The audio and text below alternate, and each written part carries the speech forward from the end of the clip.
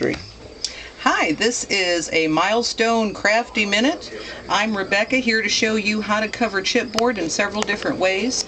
The first, of course, is the obvious with just a plain piece of paper.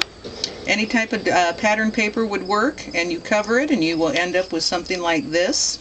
You also very easily can take chipboard and use the glimmer mist on it. Now I'm going to push that up just a little bit, and I'm going to flip this over, and you can just spritz it directly onto it. Wait a little bit, let it soak up a little for a little while until you get to the depth of the color that you need. These pads are really nice craft mats because you can actually soak up anything that's left over and not really have anything go to waste, and they clean up very nicely, as you can see. This is just a baby wipe.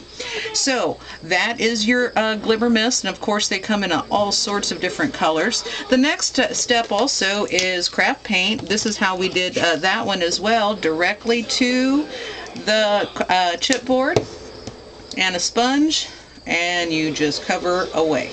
And of course the craft paint comes in many different colors, some have metallic hues to it as well.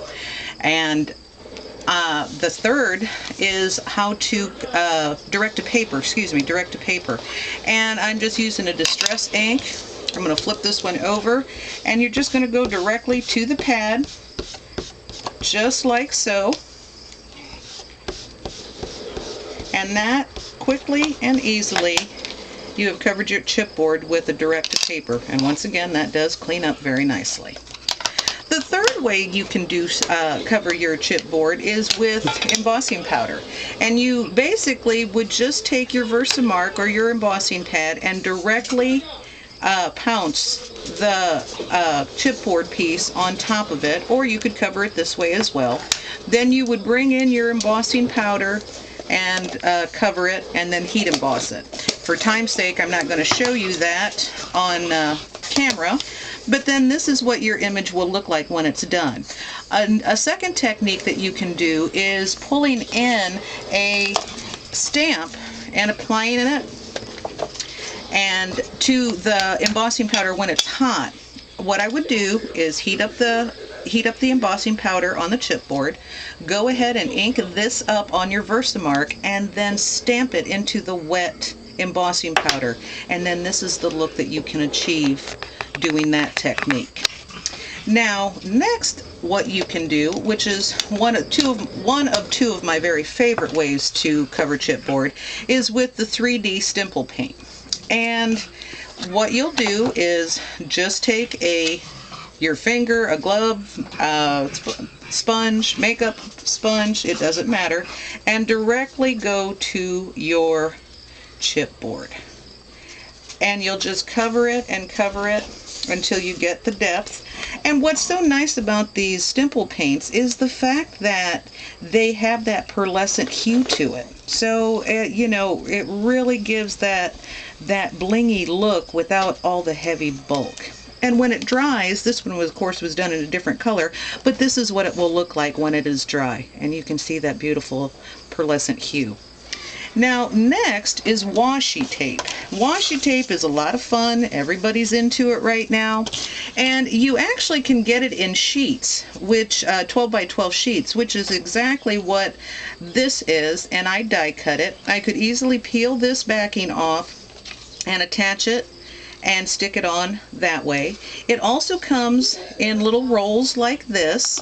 You can also achieve a look like this by just alternating your rolls and going into an L effect. You go down into an L effect and then just fill in your little gaps with the little piece. And it's not beautiful on the back because you don't really have to cut it to size, you can just fold it over.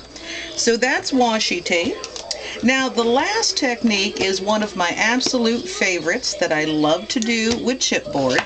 And what I'm going to do is I'm going to bring in a glue pad, and when you buy it, the pad comes dry and the glue comes right next to it.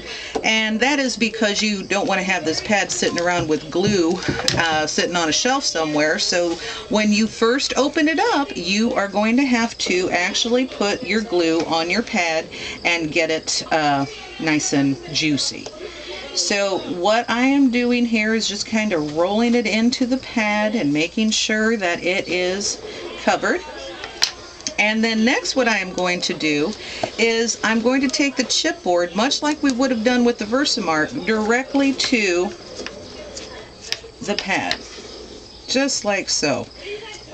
Just going to get it nice and wet with glue. This is not ink, it's glue, and as you can see, it did get a nice covering on it. Then what I'm going to do is just simply throw liberally the glitter on.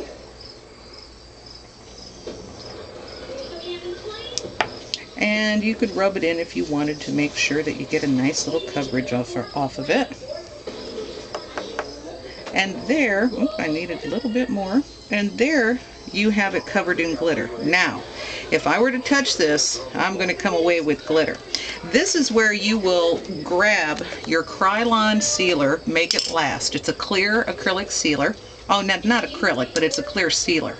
And what you would do is you would step outside your back door and spray this over your item. It's acid-free, and you would wait a few minutes, and this one I had done earlier, and as you can see, my glitter doesn't come off. It remains exactly where I want it. So anytime I'm stamping with the glue pad an image or doing a direct to paper technique or chipboard, I love to use the Krylon sealer, available at Michael's or a big box store. Your local scrapbook store may carry it as well. But it is definitely a must if you like glitter and you don't want it to go anywhere. So thank you for joining us today for our 7 ways and more to cover chipboard. We hope to see you again. Like us on Facebook or visit our blog at www.frommomentstomilestone.com. Thank you. How did it go?